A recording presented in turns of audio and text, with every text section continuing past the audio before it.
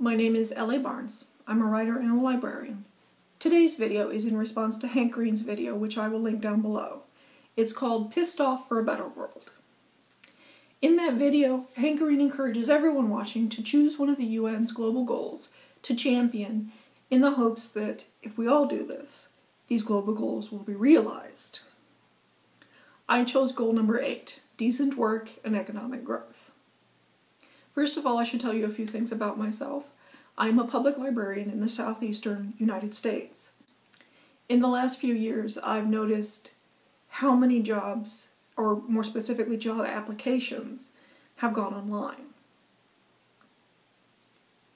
So many companies are using online-based applicating websites like Snagajob or Monster.com in order to filter out candidates.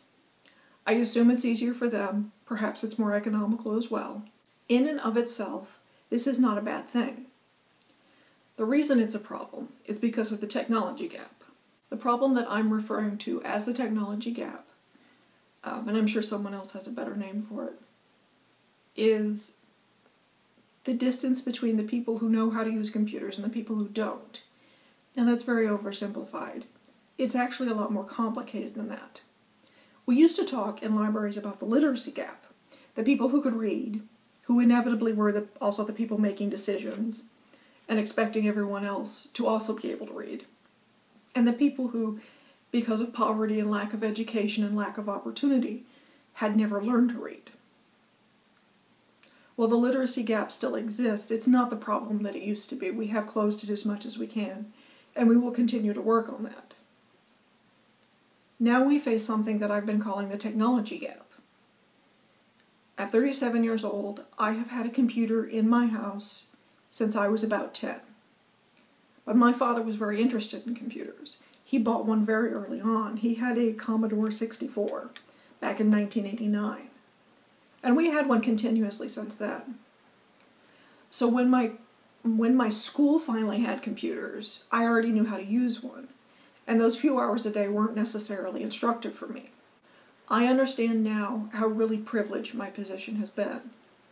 There are a lot of people around me, people I'm trying to help, who do not have a computer in their home, because they never have. They don't have internet access, and the hurdle of applying for a job online is enormous.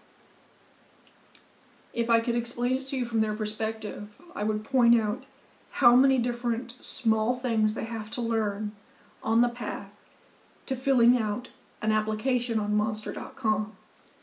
First of all, they have to have any idea how to work a mouse and a keyboard, and they may not. Once they've got those basic functions down, they then have to understand the basics of the internet.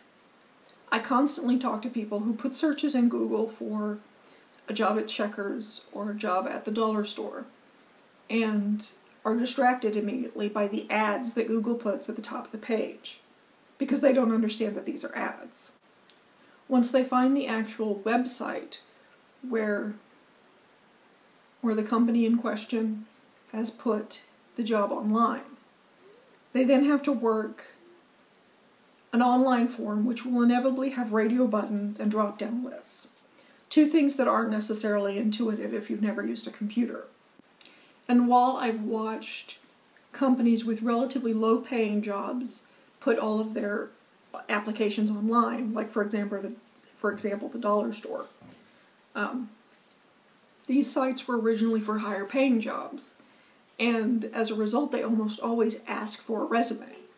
So now the person trying to find a job not only has to work the computer and the internet and the online forums on the site itself, they now have to open a separate Word program and write a resume, something they may never have done in their lives. I have dozens of books on how to write a resume because it's actually a really difficult thing to do. So many things that are simple or that look simple are actually really difficult, and this is a very good example. The last, and I think in some ways the largest hurdle, is that all of these sites require the person applying for the job to be contacted via email. So now this person has to go create an email address, remember the password, Learn how to function within an email. I can't imagine there's a very big surprise at what I feel is the solution to these problems. From the beginning of libraries, public libraries in particular, we have made it our mission to close the gap between the people who have easy access to knowledge and the people who do not. We decided more than 100 years ago that if anyone was going to better themselves, they need to be able to self-educate. And the public libraries were at the center of that mission. In 2015, this means that every day I get up and I go to work and I sit down with someone who doesn't know how to use a computer and help them learn how. I believe that public libraries are at the center of facing the technology gap and of guiding people across it. One of the best ways to support UN Global Goal number 8 is simply to support your public library. Education, financial solvency, and do not rub your face on the tripod. For the love of God. No. No. I'm trying to make a video. I will pay you. Will that make you happy?